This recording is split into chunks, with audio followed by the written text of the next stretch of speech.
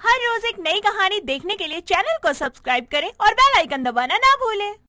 रघु के अपनी शादी को लेकर बड़े बड़े सपने थे कि वो दूल्हा बनकर घोड़ी चढ़ेगा और उसके दोस्त घोड़ी के आगे नागिन डांस करेंगे। धूम धड़ाके से बैंड बाजे के साथ उसकी बारात उसकी दुल्हन के घर पहुंचेगी। ये सारी चीजें वो अपने सपने में देखते हुए अपने कमरे में सो रहा था और नींद में बड़बड़ाते हुए खुद से बोल रहा था, अबे यार ढंग से नाच, अरे कोई मुझे भी घोड़ी से उतार कर नचवाओ यार।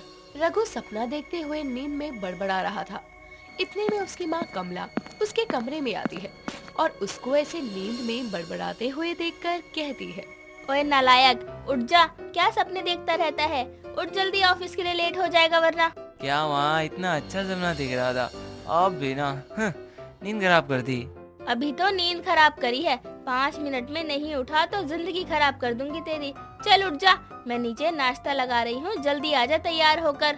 कमला रघु को उठाकर नाश्ता लगाने चली जाती है तो वहीं रघु भी उठकर नहा धोकर नीचे नाश्ते के लिए आता है और नाश्ता करके अपने ऑफिस के लिए निकल जाता है। पीछे से कमला घर का काम कर रही थी, लेकिन अब उसकी उम्र होने के कारण वो काम करते हुए थक जाया करती।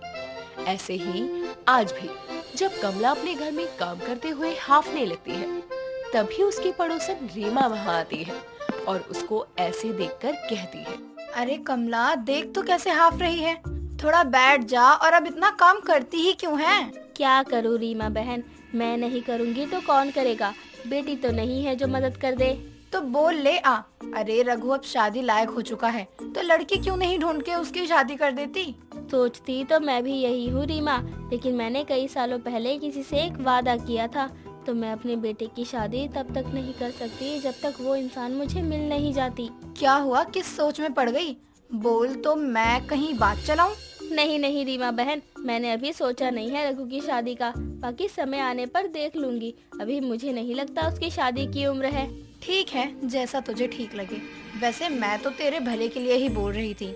अच्छा, वैसे मैं यहाँ ये कहने आई थी कि मोहल्ले में एक बर्तन वाली आई है, बेचारी गरीब है, तो सब उसकी मदद करने के लिए एक आधा बर्तन ले रहे हैं। तुझे भी लेना है तो आ जा। रीमा की बात सुनकर कमला उसके साथ मोहल्ले में जाती है, जहाँ एक गरीब बर्तन वाली के पास औरतों की भीड़ थी। कमला जब उस भीड़ के आगे बढ़कर उस बर्तन वाली का चेहरा देखती है, तो हैरान होती हुई उस बर्तन वाली से कहती है, तुम यहाँ से बर्तन देकर मेरे घर आना, वो सामने वाले में मुझे कुछ ज्यादा बर्तन लेने हैं। ठीक है मैडम। कमला वहाँ से चली जाती है। कुछ देर में वो बर्तन वाली जैसे ही कमला के घर में आती है, तो कमला उसको सीधे गले से लगाकर कहती है, साधना मेरी सखी, कहाँ थी तुम इतने सालों से? मैंने तुम्हें कहाँ कहाँ नहीं ढूंढा, तेरे इंतजार में मैंने कितने साल निकाल दिए और तू मुझे मिली भी तो कैसे? कहाँ थी तू अब तक? तुम तो अपने पति और बेटे के साथ शहर आ गई थी, लेकिन उसके बाद मेरे पति के मरने पर मेरी जिंदगी जहन्नुम हो गई कमला। गांव में इनके घर वालों ने तो मुझे और मेरी बेटी को घर से निकाल दिया, जिसके बाद शहर आकर सड़कों पर रातें बिताने पड़ी। तेरा पता मुझे नहीं पता था और अपने गुजारे के लिए मैंने बर्तन बेचना शुरू किया। तब से अब तक यही काम कर रही हूँ ताकि मेरा और मेरी बेटी अंजलि का पेट भर सकूं। मतलब तूने मेरे गांव से जाने के बाद लड़की को ही जन्म दिया था? तुझे पता है, मुझे मेरा वादा याद है। शादी के बाद जब 1 साल के रघु को लेकर मैं शहर जाने से पहले तुझसे मिलने आई थी, तो मैंने कहा था ना कि अगर तेरी बेटी हुई तो उसकी शादी रघु से ही होगी। हाँ याद है, लेकिन तब बात और थी और अब और है। तू कहाँ, मैं कहाँ? मेरी इतनी हैसियत नहीं है कि मैं बेटी की शादी भी कर सकूं, तो तेरे घर में रिश्ता कैसे जोड़ सकती हूँ? मैंने तेरी बेटी को अपनी बहू इस दुनिया में आने से पहले ही मान लिया था और ये शादी होगी। कोई नहीं, तेरी हैसियत नहीं है तो मैं ये नहीं कहूँगी कि शादी का खर्चा मैं कर दूंगी, बल्कि शादी ही इतनी सिंपल तरीके से होगी कि तुझे कोई दिक्कत ही नहीं हो। हम दोनों बच्चों की शादी मंदिर में सिर्फ हम बड़ों की मौजूदगी में करवाएंगे। कमला की ये बात सुनकर साधना भी हामी भर देती है और दोनों एक हफ्ते बाद ही उनकी शादी करवाने का फैसला लेते हैं। और शाम को जब रघु घर आता है तो कमला उसे कहती है, रघु बेटा, तुझे अपनी माँ की पसंद पर भरोसा है? हाँ माँ, ऐसा क्यों बोल रही हो? मैंने आज तक आपकी पसंद को कभी नापसंद किया है? आपने मुझे बोला था कि कभी किसी लड़की से प्यार का रिश्ता मत बनाइयो मेरी इजाजत के बिना, और देखो आज तक आपकी बदौलत मैं सिंगल हूँ। हाँ हाँ पता है। अब सुन मेरी बात, मैंने तेरी शादी तय कर दी है, वो भी 1 हफ्ते बाद, मेरी एक सहेली की बेटी से। लड़की का नाम अंजलि है। अरे वाह, मेरी शादी का मंजर आने वाला है मतलब। सच में माँ, कैसी है लड़की, कैसी दिखती है? और इतनी जल्दी शादी, कितनी तैयारियां करनी होगी? टेंट वाला, डीजे वाला, हलवाई, सब कुछ देखना होगा। घोड़ी भी बुक करनी पड़ेगी। नहीं, इन सब की कोई जरूरत नहीं है। तेरी शादी बिना बैंड बाजे की होगी। कोई नहीं आएगा तेरी शादी में सिवाय तेरी माँ और तेरे। ये कैसी शादी है माँ, बिना बैंड बाजे की, सिर्फ आपकी मौजूदगी में? अरे मेरे दोस्त जो इतने सालों से मेरी शादी के लिए एक्साइटेड हैं, उनको मैं क्या जवाब दूंगा? उनको जवाब देना जरूरी नहीं है, और मैंने कुछ बोला है तो सोच समझ के बोला है, इसलिए बिना विरोध किए मेरी बात मान ले।